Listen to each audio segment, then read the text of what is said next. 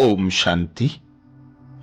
बाबा कहते अब अंत का भी अंत समय है।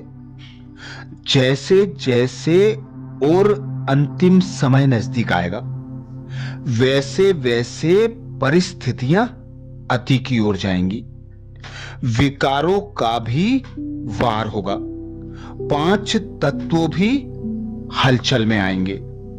तो ऐसे समय पर बच्चों के हिसाब किताब तीव्र गति से चुकतू होंगे। इसीलिए बाबा अभी श्रीमत देते, योग बल से हिसाब किताब चुकतू करो, नहीं तो अंत समय में भोग बल से हिसाब चुकतू होगा।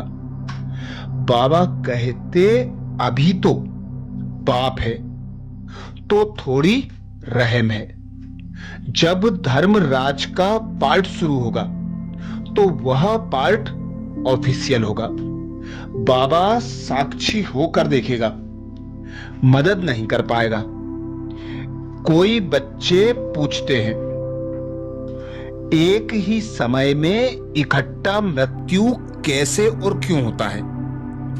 इसका कारण है, यह तो जानते हो और अनुभव भी करते हो कि अब संपन्न होने का समय समीप आ रहा है। सभी आत्माओं का द्वापर युग व कलयुग से किए हुए विकर्मों व पापों का खाता जो भी रहा हुआ है वह अभी पूरा ही समाप्त होना है, क्योंकि सभी को अब वापस जाना है। द्वापर से किए हुए कर्म व विकर्म दोनों का फल अगर एक जन्म में समाप्त नहीं होता तो दूसरे जन्मों में भी चुकतू का व प्राप्ति का हिसाब चलता आता है। लेकिन अभी लास्ट समय है और पापों का हिसाब ज्यादा है। इसलिए अब जल्दी जल्दी जन्म और जल्दी जल्दी मृत्यु, इस सजा द्वारा अनेक आत्माओं का पुराना खाता खत्म हो रहा है। तो वर्तमान समय मृत्यु भी दर्दनाक और जन्म भी मेजोरिटी का बहुत दुख से हो रहा है। न सहज मृत्यु न सहज जन्म। तो दर्दनाक मृत्यु और दुखमय जन्म यह जल्दी हिसाब किताब चुकतू कराने का साधन है। जैसे इस पुरानी दुनिया में चींटियां चींटे मच्छर आदि को मारने के लिए साधन अपनाए हुए हैं, उन साधनों द्वारा एक ही साथ चींटियां व मच्छर व अनेक प्रकार के कीटाणु इकट्ठे ही विनाश हो जाते हैं ना। ऐसे आज के समय मानव भी मच्छरों चींटियों सदृश अकाले मृत्यु के वश हो रहे हैं। मानव और चींटियों में अंतर नहीं रहा।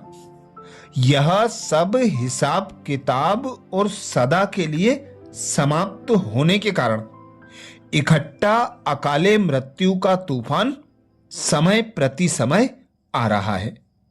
वैसे धर्मराजपुरी में भी सजाओं का पार्ट अंत में नुंधा हुआ है, लेकिन वह सजाएं सिर्फ आत्मा अपने आप भोगती है और हिसाब किताब चुकतू करती है। लेकिन कर्मों के हिसाब अनेक प्रकार में भी विशेष 3 प्रकार के हैं। एक है आत्मा को अपने आप भोगने वाले हिसाब, जैसे बीमारियां अपने आप ही आत्मा तन के रोगों द्वारा हिसाब चुकतू करती है। ऐसे और भी दिमाग कमजोर होना व किसी भी प्रकार की भूत प्रवेशता, ऐसे ऐसे प्रकार की सजाओं द्वारा आत्मा स्वयं हिसाब किताब भोगती है। दूसरा हिसाब है संबंध संपर्क द्वारा। दुख की प्राप्ति, यह तो समझ सकते हो ना कि कैसे हैं। और तीसरा है प्राकृतिक आपदाओं द्वारा हिसाब किताब चुकतू होना। तीनों प्रकार के आधार से हिसाब किताब चुकतू हो रहे हैं। तो धर्मराजपुरी में संबंध और संपर्क द्वारा हिसाब व प्राकृतिक आपदाओं द्वारा हिसाब किताब चुकतू नहीं होगा, वह यहां साकार सृष्टि में होगा। सारे पुराने खाते सभी के खत्म होना ही है, इसलिए यह हिसाब किताब चुकतू की मशीनरी अब तीव्र गति से चलती ही है। विश्व में यह सब होना ही है, समझा? यह है कर्मों की गति का हिसाब किताब।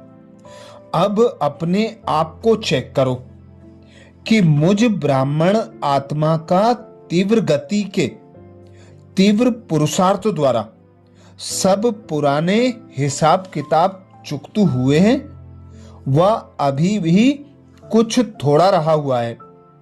पुराना खाता भी कुछ रहा हुआ है, वह समाप्त हो गया है। इसकी विशेष निशानी जानते हो? श्रेष्ठ परिवर्तन में व श्रेष्ठ कर्म करने में कोई भी अपना स्वभाव संस्कार विघ्न डालता है।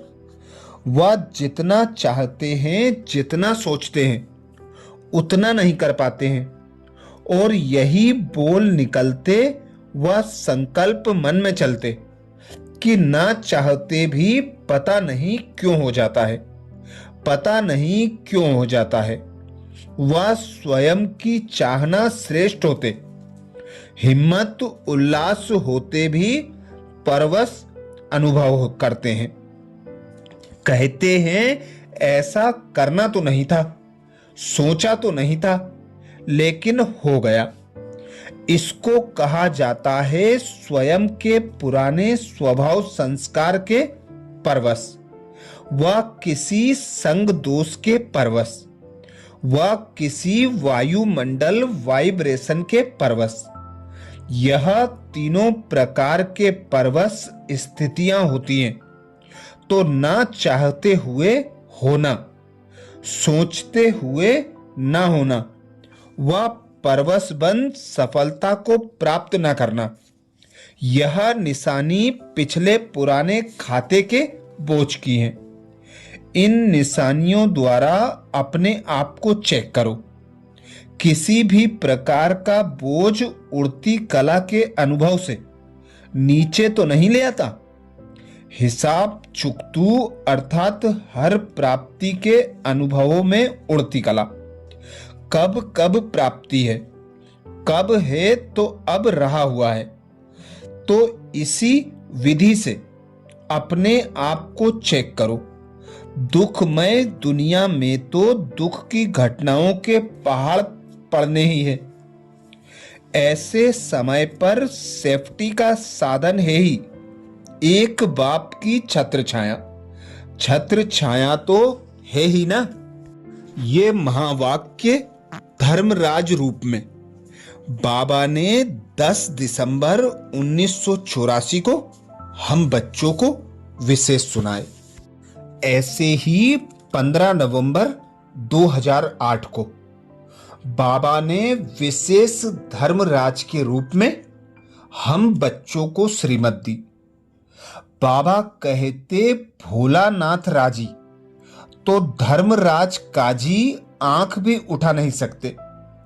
बाप दादा ने देखा सभी बच्चे पुरुषार्थी तो हैं, लेकिन बीच बीच में अलबेलापन पुरुषार्थ को तीव्र बनाने के बजाय बीच बीच में ढीला कर देता है। फिर बाप दादा को बहुत मीठी मीठी बातें सुनाते हैं। क्या कहते हैं? अपने आप से पूछो क्या कहते हैं। हो जाएगा, होना ही है, समय पर पहुंच जाएंगे।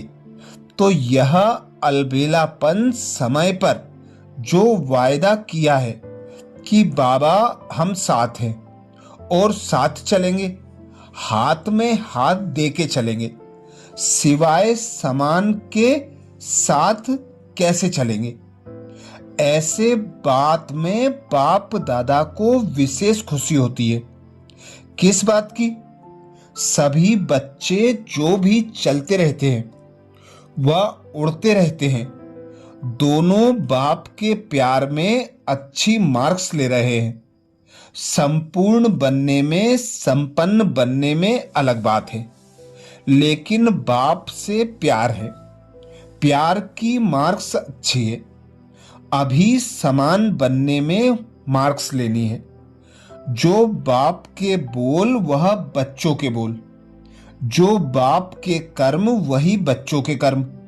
समान बनने के लिए सिर्फ एक सहज प्रैक्टिकल में लाओ।